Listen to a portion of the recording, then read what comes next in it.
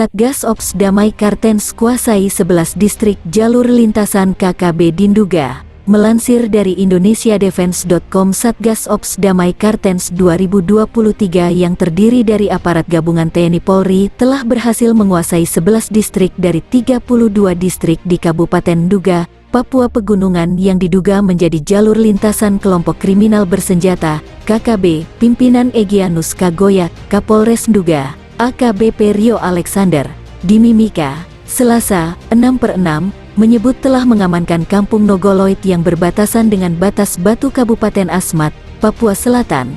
Wilayah ini adalah jalur tol laut pengiriman sembako untuk wilayah pegunungan Papua. Berikutnya pihaknya juga tengah meningkatkan patroli ke sejumlah distrik dan ibu kota Kenyam, Nduga untuk mengantisipasi adanya gangguan KKB tersebut. Itu ada 11 distrik dari 2 bulan yang lalu. Yang kita deteksi tempat-tempat pergerakan kelompok itu sudah dikosongkan, kita akan lakukan penegakan hukum di sana, kata AKBP Rio seperti dikutip dari Antara. Selasa, ia juga memastikan bahwa pasukan gabungan juga melakukan patroli dan membentuk sistem pengamanan kota, guna mengantisipasi gangguan KKB dan menciptakan suasana kondusif di Kabupaten Nduga, mengingat kabupaten tersebut merupakan daerah rawan terjadinya konflik bersenjata.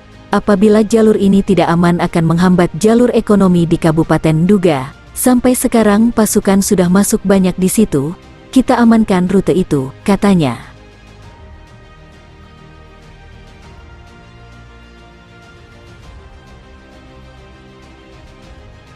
Tugas aparat TNI Polri dalam menjaga keamanan Papua kian hari kian keras. Tak peduli harus mempertaruhkan nyawa di tengah ancaman kelompok KKB. OPM kedaulatan dan keutuhan negara kesatuan Republik Indonesia adalah harga mati. Apalagi 3 bulan terakhir selama 2023 KKB semakin intensif melancarkan aksinya. Mirisnya lagi mereka sudah sangat berani melancarkan aksinya di perkotaan distrik dan melakukan penyerangan ke beberapa pos keamanan dengan persenjataan yang tak bisa dianggap enteng lagi. Tidak seperti biasa pagi itu penduduk kampung Gunung Laman distrik Kabut sebut saja begitu terlihat agak lengah, hanya sesekali terlihat kendaraan sepeda motor melintas. Penduduk yang mayoritas berkebun itu seperti enggan untuk beraktivitas. Satu-satunya kios kecil di kampung ini pun terlihat menutup separuh kiosnya.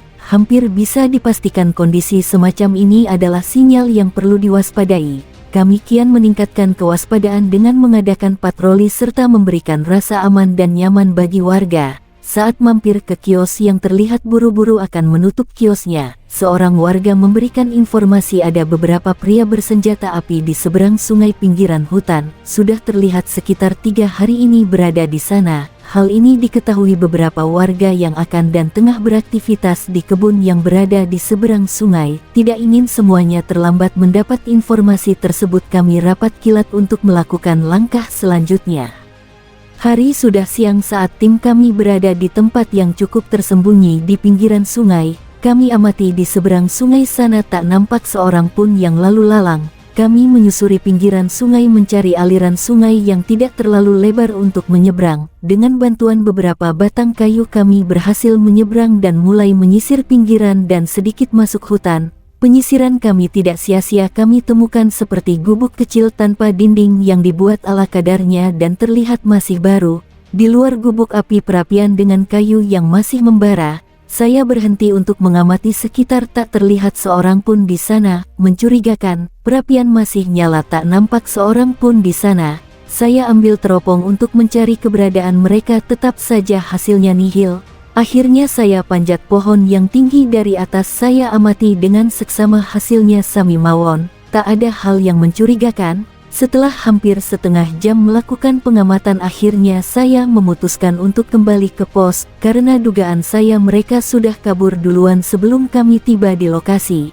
Namun perkiraan saya salah. Saat baru berjalan sekitar 100 meter tiba-tiba saya berhenti dan memberi kode pada rekan-rekan untuk merunduk. Hidung saya mulai kembang kempis, saya sendiri mulai merangkak dengan senjata siap menyala. Diikuti beberapa rekan yang lain, saya terus mendekat ke tempat yang saya curigai. Tiba-tiba saja perut saya terasa mual, persis di bawah hidung saya terdapat seonggok ranjau lunak warna kuning kehitaman beraroma menyengat. Spontan saya bergulung pindah posisi, saya dapati jajaran air ludah warna merah khas ludah orang makan pinang. Kami memutuskan tidak kembali ke pos dan melanjutkan pencarian. Keputusan kami tidak sia-sia, terlihat 5 pria, 2 diantaranya memegang senpi laras panjang, sisanya membawa busur panah, tengah berjalan santai menyusuri jalan yang tadi kami lalui. Dipastikan mereka menuju ke kampung Gunung Lama. Beberapa rekan yang sudah tidak sabar ingin mengakhiri petualangan mereka langsung melesatkan tembakannya pada 2 KKB yang terlihat mulai merangkak di kayu yang kami pasang sebagai jembatan darurat. Saya tidak bisa memastikan 2 KKB tersebut ditembak secara terukur atau tertembak di bagian vital tubuhnya. Yang pasti keduanya nyemplung terbawa derasnya air sungai. 3 KKB terlihat blingsetan kabur ke berbagai arah, tak menyangka mendapatkan serangan secara tiba-tiba. 3 KKB tak berusaha melakukan perlawanan, apalagi mereka bertiga hanya membawa busur panah. Berikutnya 2 KKB pun terlihat tersungkur memegang kaki dan pahanya saat berusaha kabur menjauh di pinggiran sungai. 1 KKB berusaha menyelamatkan diri dengan terjun dan berenang di derasnya air, entah selamat tahun justru tewas.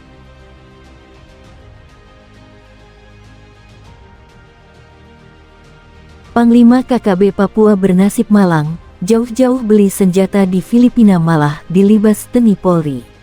Melansir dari tribunpalu.com, salah satu Panglima KKB Papua bernama Ngalum Kupel baru saja mengalami nasib apes.